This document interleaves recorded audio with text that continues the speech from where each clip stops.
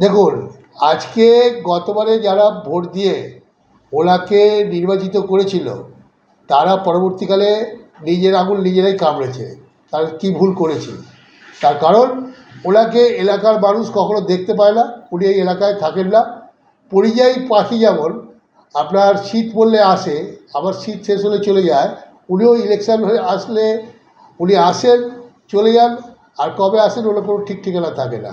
যার ফলে এলাকায় যখনই কোনো প্রাকৃতিক দুর্যোগ এসছে সাধারণ মানুষ ওনার তরফ থেকে কোনো পরিষেবা পায়নি। কাজে আজকে যে একটা পোস্টার পড়ছে সেটা হচ্ছে উলুবেড়িয়ার জনগণের ক্ষোভের বহিঃপ্রকাশ, এবং তৃণমূলের যারা কর্মী আছে তারাও তার কাছে আপদে বিপদে পায়নি পরিষেবা, সেই জন্য তারা নিজেরাই ফেলতে পারে। কে ফেলেছে সেটা আমি বলতে পারবো না। কে বা কারা কালকে রাতের অন্ধকারে বিভিন্ন কেন্দ্রে এরকম পোস্টার লাগিয়েছে এমপি নিখোঁজ বলে।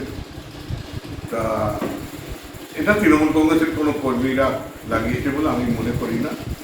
এটা বিরোধীদেরই কাজ বাজার গরম করার জন্য। তবে এটা সত্য যে আমাদের ক্যান্ডিডেট এখনো পর্যন্ত প্রচারে তিনি নামেননি, সেটা তিনিই বলতে পারবেন কেন নামেননি।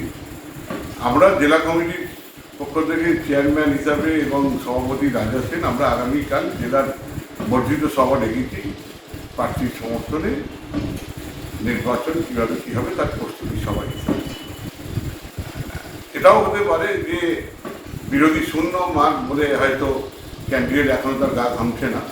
বিরোধী তো মাঠে ময়দানে কেউ নেই, ফাঁকা মাঠ পেয়েছেন, তাই তিনি হয়তো মাঠে নামেননি। তবে খুব তাড়াতাড়ি মাঠে তিনি নেমে যাবেন।